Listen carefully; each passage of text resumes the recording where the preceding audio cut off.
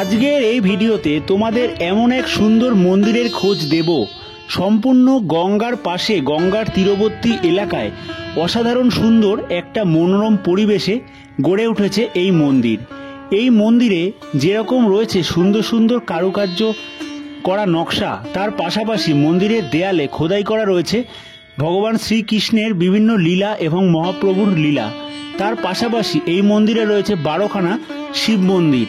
এছাড়াও এই মন্দিরে রয়েছে মহাবীর বজরংবলীর অসাধারণ সুন্দর একটি মন্দির। তার পাশাপাশি এই মন্দিরে রাধাকৃষ্ণ, গৌর নিতাই এবং খুব সুন্দর নন্দী মহারাজের ওপরে শিব পার্বতী এবং কোলে কার্তিক গণেশ বসা একটা বিগ্রহ রয়েছে।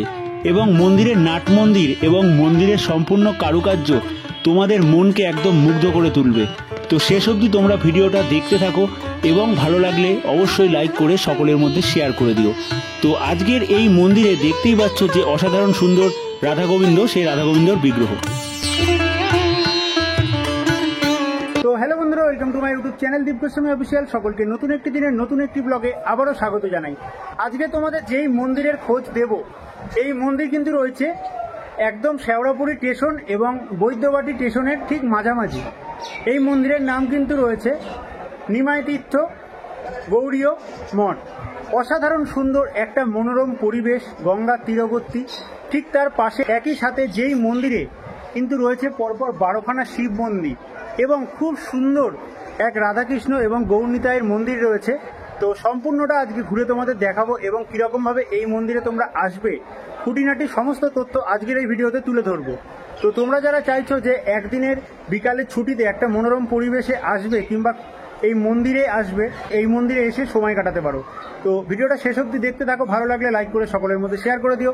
তো চলো বেশি কথা না বাড়িয়ে আজকের এই সম্পূর্ণ ভিডিওটা দেখতে থাকো।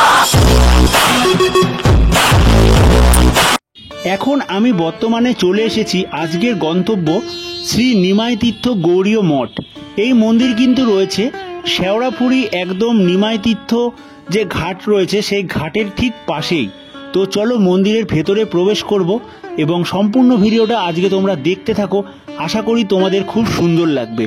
গেট দিয়ে প্রবেশ করেই প্রথমেই তোমাদের সামনে একটা অসাধারণ সুন্দর ফুলের বাগান চোখে পড়বে এবং পাশেই কিন্তু রয়েছে মা গঙ্গা, অর্থাৎ গঙ্গার তীরবর্তী এলাকাতেই কিন্তু রয়েছে এই অসাধারণ সুন্দর মনোরম পরিবেশের মধ্যে এই মন্দির। তো দেখতেই পাচ্ছ কত সুন্দরভাবে চারদিকে ফুলের গাছ লাগানো রয়েছে। ফার্স্টে চলো তোমাদের মন্দিরটা একবার দেখিয়ে দিই।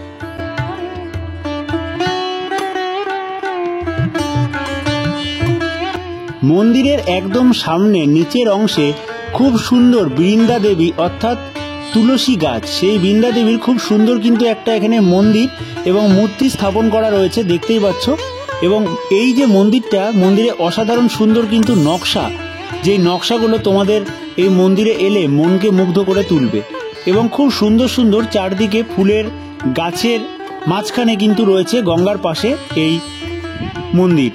তো সমস্ত মন্দিরে কি কি ঠাকুর রয়েছে দেখাবো। তার আগে মন্দিরের পাশে যেই জায়গায় বিভিন্ন বিশেষ বিশেষ অনুষ্ঠানে হোমযজ্ঞ করা হয়, সেই জায়গাটা তোমরা এখানে যেরকম দেখতে পাচ্ছ, সামনেই লেখা রয়েছে শ্রী নিমাইয়ের পাদ পীঠ, অর্থাৎ নিমাই অর্থাৎ মহাপ্রভু, সেই মহাপ্রভুর কিন্তু শ্রীচরণ এই মন্দিরে এখানে করা রয়েছে। তো চলো সেই মহাপ্রভু শ্রীচরণ যেটা করা রয়েছে সেটা তোমরা এখানে দর্শন করতে পারছ। খুব সুন্দর কিন্তু দুখানা চরণ করা রয়েছে এবং তার পাশেই একদম মন্দিরের সামনের দিকটাই কিন্তু রয়েছে মা গঙ্গা। তো দেখতেই পাচ্ছ গঙ্গার পাশে মনোরম পরিবেশে একদিকে রয়েছে শেওড়াপুরি স্টেশন, একদিকে রয়েছে বৈদ্যবাটি স্টেশন, তার ঠিক মাঝামাঝি কিন্তু গড়ে উঠেছে এই অসাধারণ সুন্দর মন্দির। এবং এখানে দেখতে পাচ্ছ অসাধারণ সুন্দর চূড়া বিশিষ্ট একটা মন্দির। এই মন্দিরে কিন্তু রয়েছে দেবাদিদেব মহাদেব এবং এক সাইডে রয়েছে নন্দী মহারাজ, এক সাইডে রয়েছে মা পার্বতীর ছোট্ট একটি বিগ্রহ। তো এটা কিন্তু রয়েছে গোপেশ্বর মহাদেব। এই মহাদেবের পাশেই কিন্তু রয়েছে 108খানা যেরকম শিবের মন্দির বিভিন্ন জায়গায় থাকে, এই মন্দিরে কিন্তু রয়েছে 12খানা শিবের মন্দির। আচ্ছা, তার পাশেই কিন্তু এখানে রয়েছে মহাবীর বজরংবলীর খুব সুন্দর একটি মন্দির। তো যেই মন্দিরে মহাবীর বজরংবলীর অসাধারণ সুন্দর একটি শ্রী বিগ্রহ রয়েছে, সেই বিগ্রহটা তোমরা আগে দর্শন করো।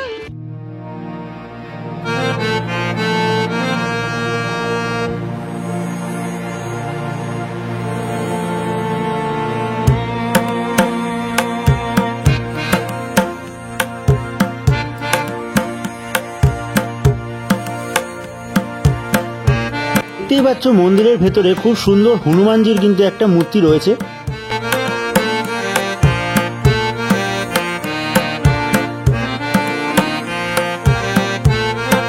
এছাড়াও এই মূল যে মন্দির সেই মন্দিরের গায়ে কিন্তু খুব সুন্দর সুন্দর ডিজাইন করা রয়েছে দেখতে পাচ্ছ, এবং মন্দিরটা কিন্তু রয়েছে দোতলায়, অর্থাৎ মূল মন্দির দোতলায়। তো এই মূল মন্দিরে যাওয়ার আগে নিচে কিন্তু ডান সাইডে এই বজরংবলীর মন্দির এবং শিব মন্দিরের পাশে আরও কিন্তু 12খানা শিবের মন্দির রয়েছে পরপর দেখতে পাচ্ছ সারিবদ্ধভাবে, এবং এক একটা শিবের কিন্তু আলাদা আলাদা নাম রয়েছে। তো কি কি এখানে শিব রয়েছে এক এক করে তোমরা দেখতে থাকো, এবং ওপরে কিন্তু লেখা রয়েছে ওম নমঃ শিবায়। ফার্স্টে রয়েছে রামেশ্বরম, যে শিবের মন্দির রয়েছে বাইরে, সেই শিবের অনুকরণে এখানে কিন্তু একটা শিবের মন্দির করা হয়েছে, এবং রামেশ্বরমের যে শিবের শিবলিঙ্গ, সেই শিবলিঙ্গর পাশে কিন্তু রয়েছে মল্লিকার্জুন মহাদেবের শিবলিঙ্গ। এরকম কিন্তু 12খানা পরপর শিবলিঙ্গর মন্দির এখানে স্থাপন করা রয়েছে। 3 নম্বরে দেখতে পাচ্ছ রয়েছে ভীমাশঙ্কর, এবং 4 নম্বরে যে দেবাদিদেব মহাদেব রয়েছে ত্রম্বকেশ্বর মন্দিরের অনুকরণে এখানে শিব করা রয়েছে, এবং তারপরে রয়েছে কৃষ্ণেশ্বর। খুব সুন্দর সুন্দর কিন্তু শিবলিঙ্গ আলাদা করা রয়েছে। পরবর্তীতে রয়েছে সোমনাথ শিবের মন্দির, তারপরে রয়েছে নাগেশ্বর শিবলিঙ্গ, এবং তার পাশে রয়েছে ওঙ্কারেশ্বর শিবলিঙ্গ। 12খানা শিবলিঙ্গ অনুকরণে করা রয়েছে। এখানে দেখতে পাচ্ছ লেখা রয়েছে মহাকালেশ্বর, অর্থাৎ মহাকালেশ্বর মন্দিরের যে শিবলিঙ্গ রয়েছে সেরকমই কিন্তু নাম দিয়ে একটা এখানে শিবলিঙ্গ স্থাপন করা হয়েছে।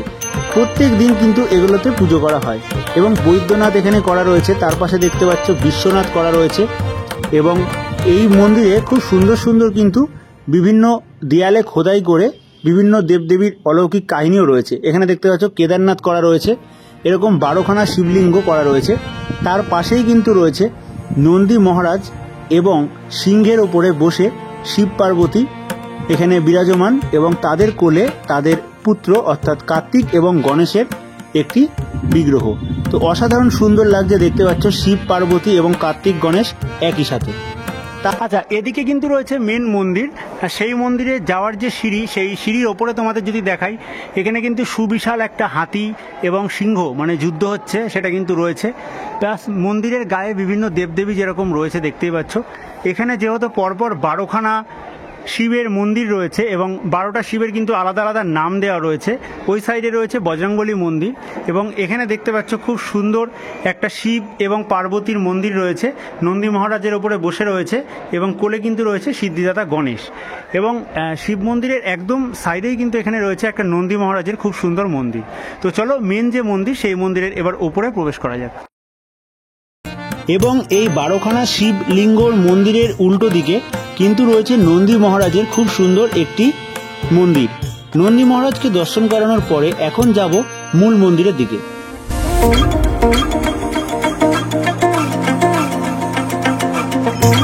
পরপর 12খানা যে শিবের মন্দির দেখালাম, সেই মন্দির পার করে এখন যাব দোতলায় মূল মন্দিরের দিকে। তো দেখতেই পাচ্ছ এই যে মূল মন্দির রয়েছে, এই মন্দিরের ভেতরে মহাপ্রভু রাধাকৃষ্ণর বিভিন্ন লীলা সেগুলো কিন্তু মূর্তির মাধ্যমে দেয়ালে খুব সুন্দরভাবে ফুটিয়ে তোলানো হয়েছে। তো মন্দিরটা যেহেতু রয়েছে দোতলায়, সেজন্য কিন্তু একদম সিঁড়ি দিয়ে ওপরে উঠে এলাম, এবং খুব সুন্দর একটা নিরিবিলি শান্ত পরিবেশে এখানে কিন্তু এই মন্দিরটা রয়েছে। দূরেই দেখতে পাচ্ছ গঙ্গা, অসাধারণ সুন্দর কিন্তু একটা ভিউ রয়েছে। ওপারে কিন্তু রয়েছে ব্যারাকপুর। গঙ্গা তীরবর্তী এলাকায় খুব সুন্দরভাবে কিন্তু গড়ে উঠেছে নতুন এই গৌড়ীয় মন্দির।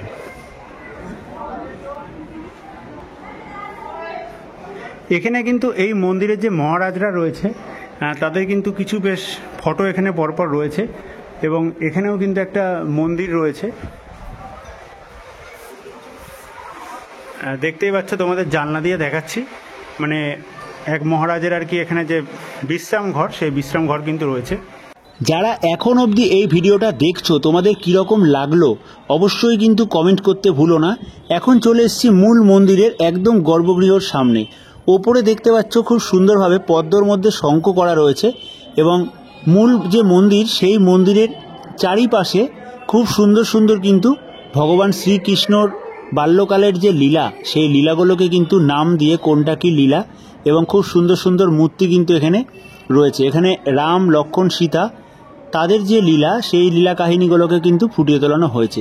অর্থাৎ এই মন্দিরের ভেতরে এলে তোমরা রামচন্দ্র এবং রাধাকৃষ্ণ এছাড়াও মহাপ্রভুর বিভিন্ন যে বাল্যকাল শুরু করে তারা যতদিন এই ধরাধামে ছিলেন ততদিনের যে বিভিন্ন লীলা, সেই লীলাগুলোকে কিন্তু এখানে খুব সুন্দরভাবে মূর্তির মাধ্যমে দেয়ালে ফুটিয়ে তোলানো হয়েছে। একদিনের চিন্তাভাবনা করছো তোমরা যারা যে কলকাতার কাছাকাছি খুব সুন্দর একটি মনোরম পরিবেশে ঘুরতে আসবে, এবং যারা মন্দিরকে ভালোবাসো অবশ্যই কিন্তু এই মন্দিরে একদিনের ছুটিতে তোমরা আসতেই পারো। তো দেখতেই পাচ্ছ খুব সুন্দর সুন্দর এখানে মূর্তি স্থাপন করা রয়েছে।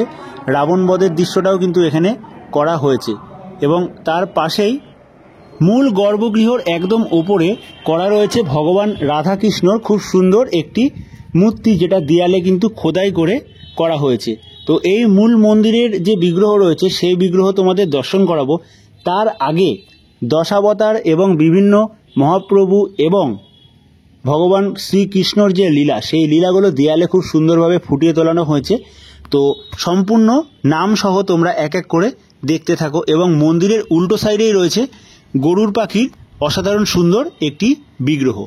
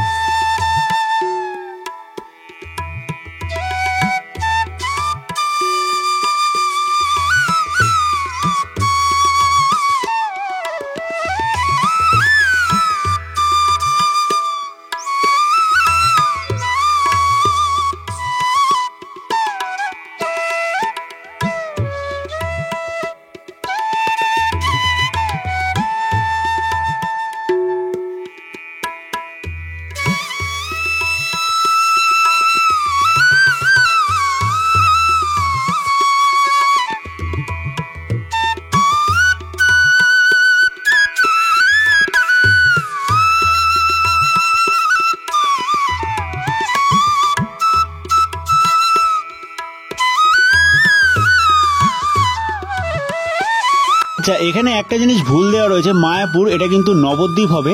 নবদ্বীপে শ্রী চৈতন্য মহাপ্রভু জন্মগ্রহণ করেছিল, যেটা অনেকেই কিন্তু মায়াপুর বলে থাকে, সেটা কিন্তু একদমই না, সেটা পুরোটাই ভুল। তো দেখতেই পাচ্ছ বিভিন্ন ভগবান শ্রীকৃষ্ণ মহাপ্রভুর লীলা, সেগুলো কিন্তু এখানে এক এক করে ফুটিয়ে তোলানো হয়েছে। তার পাশেই এখানে একদম রাম অবতার থেকে কল্কি অবতার পরপর যে 10 অবতার, সেই 10 অবতারের মূর্তিও কিন্তু খুব সুন্দরভাবে এই মন্দিরের দেয়ালে ফুটিয়ে তোলানো হয়েছে। অর্থাৎ এই মূর্তিগুলো দেখলেও তোমাদের কিন্তু খুব সুন্দর একটা আলাদাই অনুভূতি হবে। তার পাশেই রয়েছে রাধাকৃষ্ণ।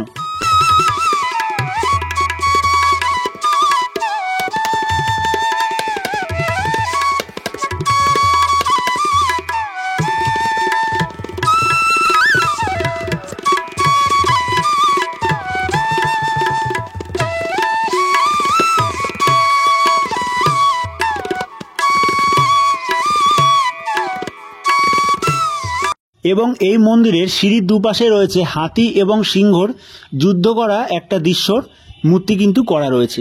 এবং গঙ্গার তীরবর্তী পাশেই যে এই মন্দির করা হয়েছে, সম্পূর্ণ দোতলার বারান্দা থেকে তোমাদের একদম নিচটা দেখাচ্ছি, নিচে যে মন্দিরগুলো আগে দেখালাম সেই মন্দিরগুলো। এবং পাশেই দেখতে পাচ্ছ নিমাই তীর্থ ঘাট, ওই যে দূরেই দেখা যাচ্ছে গাছটা ঠিক পেছনে, সেখানেই কিন্তু অনেকে স্নান করছে বিকালের টাইমে। খুব সুন্দর গঙ্গার পাশেই কিন্তু রয়েছে এই মন্দিরটি।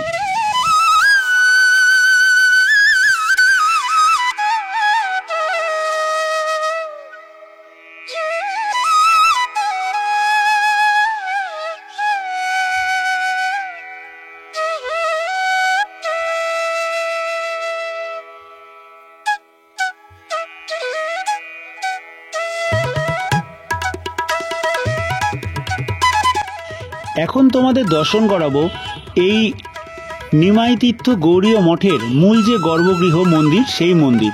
এই মূল গর্ভগৃহর ভেতরে কিন্তু রয়েছে রাধা কৃষ্ণ মহাপ্রভুর শ্রী বিগ্রহ এবং পাশে এই গৌড়ীয় মঠের যে মহারাজ তার একটি বিগ্রহ মূর্তি রয়েছে। তার এক সাইডে, ডান সাইডে কিন্তু রয়েছে জগন্নাথ, বলরাম এবং সুভদ্রা। খুব সুন্দরভাবে দেখতে পাচ্ছ রাধা কৃষ্ণ এবং মহাপ্রভুকে এখানে কিন্তু সিঙ্গার করে সাজিয়ে তোলানো হয়েছে। তো অবশ্যই তোমরা একদিনের ছুটিতে এই মন্দিরে আসো এবং ঘুরে যাও, আশা করি তোমাদের ভালো লাগবে। তো বন্ধুরা, আজকের এই ভিডিওতে তোমাদের সামনে তুলে ধরলাম বৈদ্যবাটির অসাধারণ সুন্দর এক রাধাকৃষ্ণর মন্দির। তো ভিডিওটা তোমাদের কীরকম লাগলো অবশ্যই কমেন্ট করে জানিও। ভালো লাগলে অবশ্যই লাইক করে সকলের মধ্যে শেয়ার করে দিও। পরবর্তী ভিডিও দেখার জন্য, চ্যানেলের সাথে জুড়ে থাকার জন্য চ্যানেলটাকে সাবস্ক্রাইব করে বেল নোটিফিকেশনটাকে অন করে রাখো। সকলে ভালো থেকো, সুস্থ থেকো। আজকের মতো এই ভিডিওটাকে এখানেই শেষ করব।